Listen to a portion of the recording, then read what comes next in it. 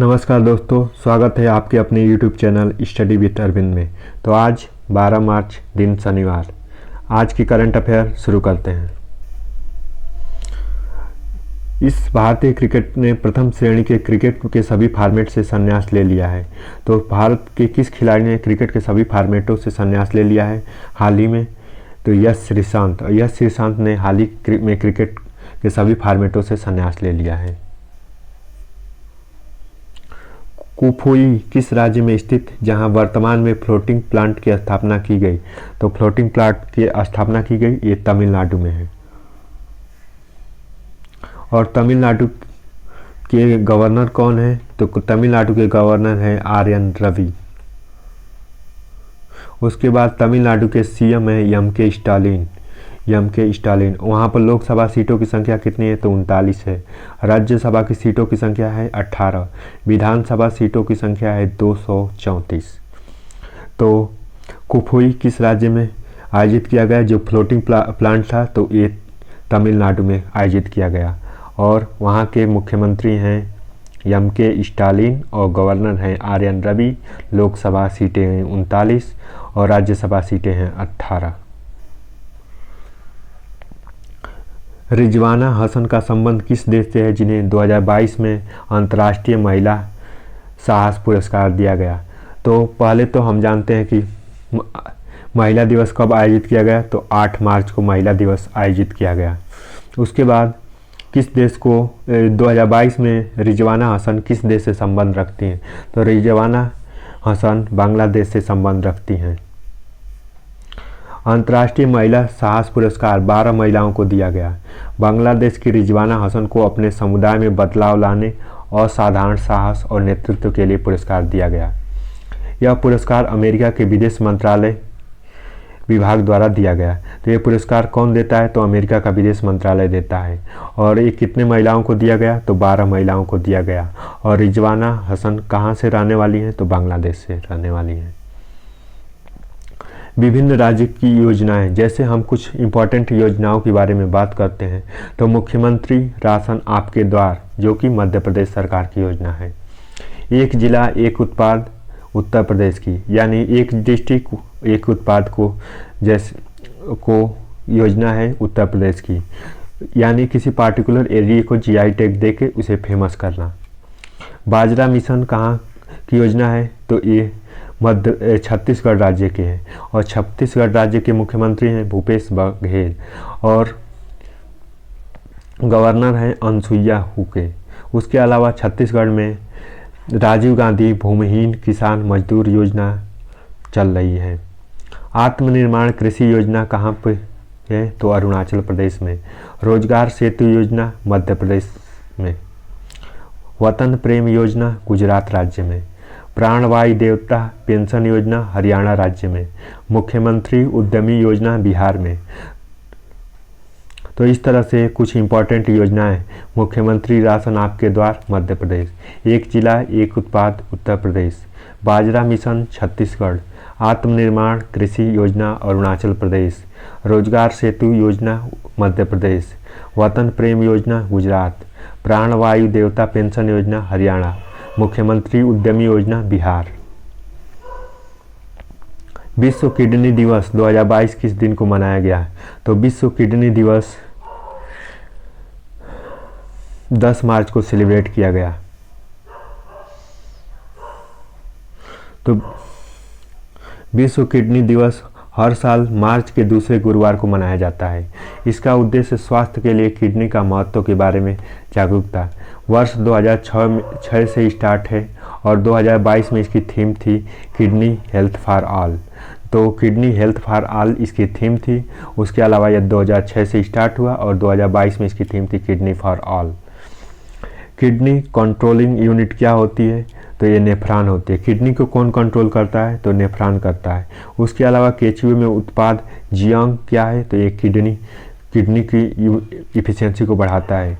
मूत्र का पीला रंग होता है यूरोग्राम से। पूरी दुनिया में करीबन 500 मिलियन किडनी की समस्या 500 मिलियन पीपुल जो किडनी की समस्या से जूझ रहे हैं। हमारे शरीर में पानी की कमी होती है, तब किडनी मूत्र के बनने की प्रक्रिया को धीमा कर देती है ताकि हमारे शरीर और पानी की कमी ना हो। इस राज्य सरकार ने पाल दबाव नरसंहार के 100 साल पूरे किए, तो ये पूरे किए गुजरात सरकार ने। और गुजरात सरकार में ने ये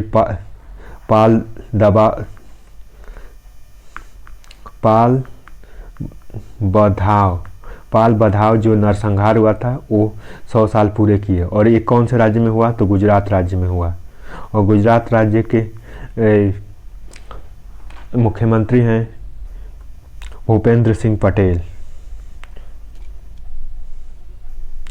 भारत के बंदरगाह कौन से हैं? तो जवाहरलाल नेहरू बंदरगाह जो महाराष्ट्र में है, कांडला बंदरगाह गुजरात में है, मोरुगांव बंदरगाह गोवा में, न्यू मैंगलोर बंदरगाह, हल्दिया बंदरगाह पश्चिम बंगाल में। तो न्यू मैंगलोर बंदरगाह कहाँ पे है? तो ये कर्नाटक में है। कोलकाता में हल्दिया बंदरगाह है जो वेस्ट बंगाल में। मोरुगांव बंदरगाह गोवा में, कांडला बंदरगाह गुजरात में, जवाहरलाल नेहरू बंदरगाह महाराष्ट्र में। और कांडला बंदरगाह का नाम चेंज करके क्या कर दिया गया है? तो जवाहरलाल नेहरू बंदरगाह कर दिया गया है। नहीं, कांडला बंदरगाह का नाम चेंज करके पंडित दीनदयाल बंदरगाह कर दिया गया है। दीनदयाल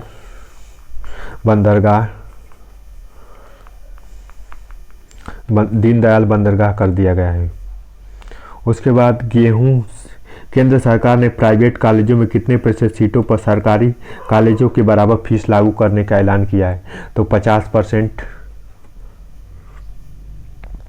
पीएम ने 7 मार्च 2022 को ट्वीट करके इसका ऐलान किया कि प्राइवेट कॉलेजों में अपनी 50% सीटों पर सरकारी कॉलेजों के बराबर फीस लेने का निर्देश दिए गए। यानी जो प्राइवेट कॉलेजों के हैं उसमें 50% सीटों पर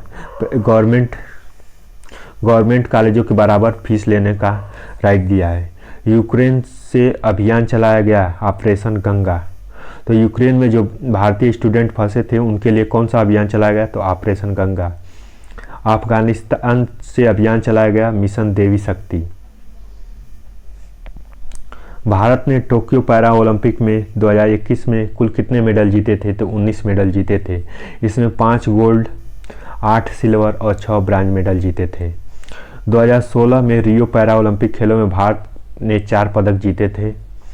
टोक्यो पैरा ओलंपिक 2021 में अवनी लेखरा शूटिंग में गोल्ड और ब्रांज मेडल जीता था। ऐसा करने वाली वह पहली भारतीय एथलीट बनी।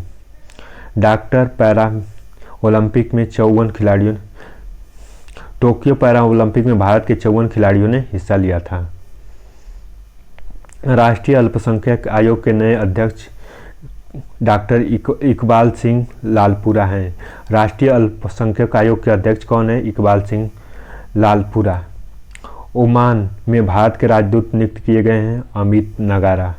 ओमान जो देश है उसमें भारत के राजदूत नियुक्त किए गए हैं अमित नगारा। इस राज्य सरकार ने बाजरा मिशन लॉन्च किया? तो छत्तीसगढ़ सरकार ने। और राशन आपके द्वार मध्य प्रदेश सरकार ने। प्राणवायु देवता पेंशन योजना हरियाणा सरकार ने। वन डिस्ट्रिक्ट वन प्रोडक्ट योजना किसने लॉन्च की? तो उत्तर प्रदेश सरकार ने। अफगानिस्तान के नए प्रधानमंत्री का नाम बताइए जो यूएन यानी यूनाइटेड नेशन के लिस्ट में आतंकवादी है और वो वहाँ का प्रधानमंत्री है। तो अल्लाह मोहम्मद हसन खुंद जो अफगानिस्तान के जो प्रधानमंत्री हैं वो यूनाइटेड नेशन के लिस्ट में एक टेररिस्ट हैं।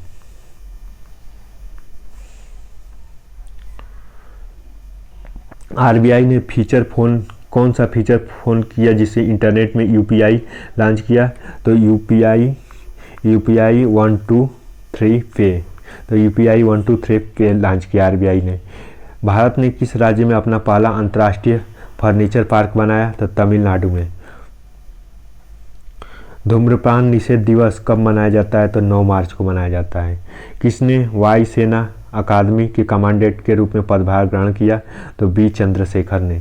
वायु सेना कमांडेंट के रूप में पदभार ग्रहण किया बी चंद्रशेखर ने।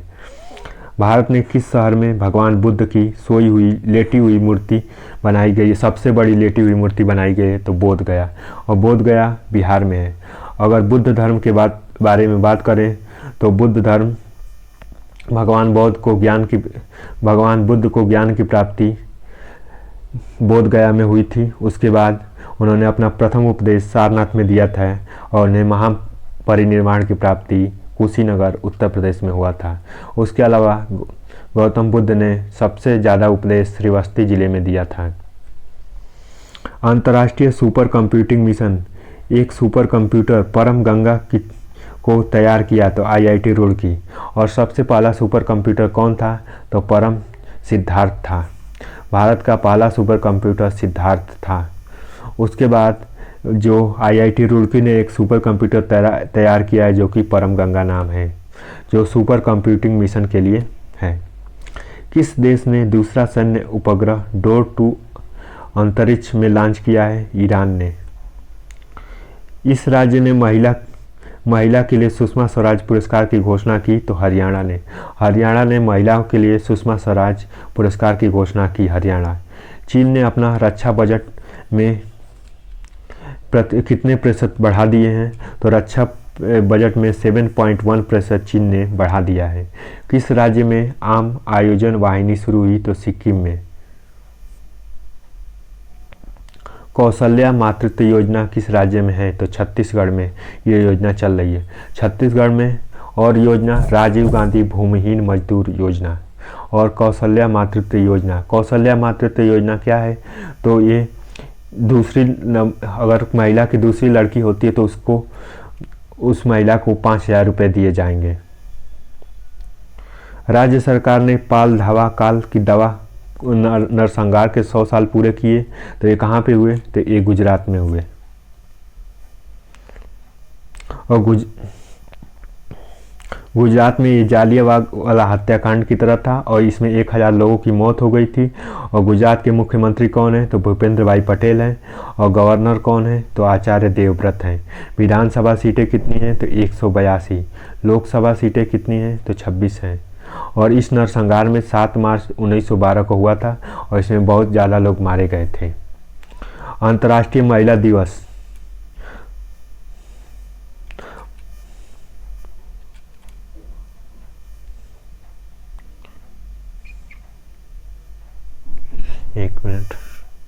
अंतर्राष्ट्रीय महिला दिवस के उपलक्ष्य में भारत ने 100% स्वामित्व वाला औद्योगिक पार्क बनाया तेलंगाना में। तेलंगाना के उद्योग मंत्री KV रामाराव इस पार्क का उद्घाटन किया। इस पार्क में कामकाजी महिलाएं उद्यमियों की ज़रूरतों को ध्यान में रखते हुए महिलाओं को जैसे माहौल प्रदान किए जाएंगे। तेलंगाना में 2 वन्य अभ्यारण्य चर्चित हैं। एक खम्बत जिले में 635 वर्ग किलोमीटर इलाके में फैला है और किन्ना सैनी वन्यजीव अभ्यारण्य है, जो दूसरा कृष्ण मृग अभ्यारण्य है। और तेलंगाना के मुख्यमंत्री हैं के चंद्रशेखर और राज्यपाल हैं तमिसलई सौंदरराजन। वहाँ की विधानसभा सीटें हैं 119, लोकसभा की सीटें हैं 42। किस राज्य ने मिशन इंद्रधनुष में पहला स्थान हासिल किया है? तो ओडिशा राज्य ने पहला स्थान पाया है। और मिशन इंद्रधनुष के बारे में जानते हैं तो मिस सफल को 90% टीकाकरण में 90.5% कवर किया है। इस टीकाकरण में उच्चतम कवरेज। 7 मार्च को राज्य भर में शुरू किया गया सघन मिशन इंद्रधनुष को IMI 0 परीक्षण के दौरान स्वास्थ्य के अतिरिक्त मुख्य सचिव RK शर्मा ने इसका उल्लेख किया। ओडिशा में 20 जिले का पूरा टीकाकरण 90% से ऊपर है, जबकि शेष 10 जिलों में 90% से कम है। यानी उड़ीसा में 100% में 20 जिलों में 90% तक हो गई है, लेकिन रेस्ट ऑफ जिलों में 90% से कम है और बाकी जिलों में 90% से ज़्यादा है। उसके बाद पूर्ण टीकाकरण 12 विभिन्न प्रकार की बीमारियां जैसे तपेदिक, पोलियो, पीलिया, टिटनेस, काली खांसी, दिमागी बुखार, HIV, निमोनिया, रूबेला, जापानी बुखार, अन्य बीमारियां शामिल हैं। उसके बाद IMI ने तार टीकाकरण अभियान के 3 दौर चलाए और इसके 3 दौर में में जो एक 7 मार्च से शुरू होगा, एक 4 अप्रैल से शुरू हो, एक पहला अगर इसके देखें तो पहला 7 मार्च से शुरू हुआ, दूसरा 4 अप्रैल से और तीसरा फेज 3 मई से शुरू होगा। मिशन इंद्रधनुष। किस आईआईटी संस्थान ने परम गंगा सुपर कंप्यूटर स्थापित किया? तो आईआईटी रुड़की ने। परम गंगा एक मेक इन इंडिया खेल सुपर कंप्यूटर है जिसे राष्ट्रीय सुपर कंप्यूटर मिशन के तहत आईआईटी रुड़की में स्थापित किया गया है। सुपर कंप्यूटर सबसे तेज और उच्च सामर्थ्य स्थित है। मुख्य रूप से वैज्ञानिक एवं औद्योगिक उद्देश्यों का उपयोग किया जाता है। इन्हें उच्च गति की गणना आवश्यक होती है। दलित बंधु किस राज्य सरकार की प्रमुख कार्यक्रम है? तो दलित बंधु योजना तेलंगाना सरकार की है। और तेलंगाना राज्य की स्थापना कब होती है? तो 2 जून 2014 को हुई थी। उसके बाद तेलंगाना किस राज्य से कटा? तो आंध्र प्रदेश से कट के एक नया स्टेट बना। उसके बाद लिंग्विस्टिक बेसिक यानी भाषा के आधार पर राज्य बनने वाला कौन सा राज्य था? तो आंध्र प्रदेश था। 1953 में लिंग्विस्टिक बेसिक्स यानी भाषा के आधार पर बना था। उसके बाद 1956 में कितने स्टेट बने थे? तो 14 स्टेट बने थे और जो भाषा के आधार पर बने थे, और 7 यूटी बने थे और 14 स्टेट बने थे। और इस कौन सी कमेटी उस समय दी थी? तो फैजल अली कमेटी ने दिया था। फैजल अली कमेटी ने रिकमेंडेशन दिया था। दलित बंधु तेलंगाना सरकार का एक प्रमुख कार्यक्रम है। इसके प्रति 1 लाख के प्रत्यक्ष लाभ हस्तांतरण के माध्यम से दलित परिवार को सशक्त बनाने के लिए, उद्यमिता सक्षम बनाने के लिए एक कल्याणकारी योजना है। तेलंगाना सरकार ने अपने राज्य के बजट में 2022-23 में दलित बंधु योजना के लिए 17,700 रुपये आवंटित किए हैं। इस राज्य सरकार की कौशल का मातृत्व योजना की शुरुआत की। कौशल मातृत्व योजना तो कौन से राज्य ने की? तो छत्तीसगढ़ राज्य ने की। अंतर्राष्ट्रीय महिला दिवस के मौके पर छत्तीसगढ़ राज्य के महिलाओं को सौगात दी। इसकी शुरुआत मुख्यमंत्री भूपेश बघेल ने किया और यहाँ की गवर्नर है अनसुईया उइके। इस योजना के तहत दूसरी बालिका का जन्म लेने पर महिलाओं को 5,000 की आर्थिक सहायता दी जाएगी। छत्तीसगढ़ के मुख्यमंत्री हैं भूपेश बघेल, राज्यपाल हैं अनसुईया उइके और विधानसभा सीटों की संख्या है 9, लोकसभा सीटों की संख्या है 11। उसके अलावा अगर हम मध्य प्रदेश की, तो ये छत्तीसगढ़ राज्य बना कब था? तो छत्तीसगढ़ राज्य 2000 सन में बना था और किस राज्य से कट के अलग हुआ था? तो ये मध्य प्रदेश राज्य से कट के अलग हुआ था। उसके अलावा अगर मध्य प्रदेश के लोकसभा सीटों की तुलना किया जाए तो 29 है, वहीं छत्तीसगढ़ राज्य की जाए तो 11 है। अगर हम इन दोनों को जोड़ते हैं तो 40 होती हैं और 40 किस राज्य की होती हैं? तो 40 बिहार राज्य की होती हैं। यानी एमपी छत्तीसगढ़ के लोकसभा सीटों को अगर जोड़ा जाए तो 40 बिहार राज्य के लोकसभा सीटों के बराबर होती है। ये क्वेश्चन स्टेट पीसीएस में पूछा गया था। उसके बाद केंद्रीय औद्योगिक सुरक्षा बल की स्थापना दिवस निम्न में से किस दिन मनाया गया? तो केंद्रीय स्थापना दिवस मनाया गया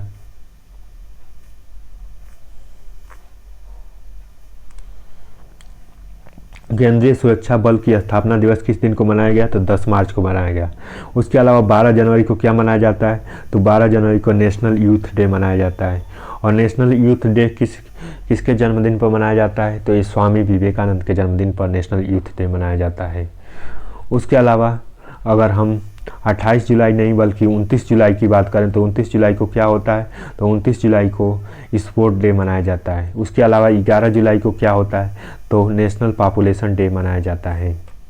उसके अलावा 28 फरवरी को क्या होता है? तो 28 फरवरी को सीवी रमन ने स्कैटरिंग ऑफ लाइट की खोज की थी और इस दिन नेशनल साइंस डे के रूप में सेलिब्रेट किया जाता है। और सीवी रमन को नोबेल प्राइज़ भी मिला था साइंस के फील्ड में। उसके अलावा भारत में पहली बार नोबेल पाने वाले व्यक्ति कौन थे? तो पहली बार नोबेल पाने वाले लिटरेचर में रविंद्रनाथ टैगोर थे। और रविंद्रनाथ टैगोर ने भारत का राष्ट्रगान लिखा। इसके साथ साथ वो बांग्लादेश के भी राष्ट्रगान लिखे हैं और बांग्लादेश का राष्ट्रगान अमर सोनार बांग्लो है। उसके अलावा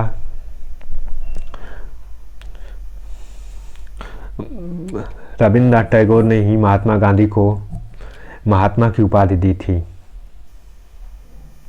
तो thank you so much for watching this video.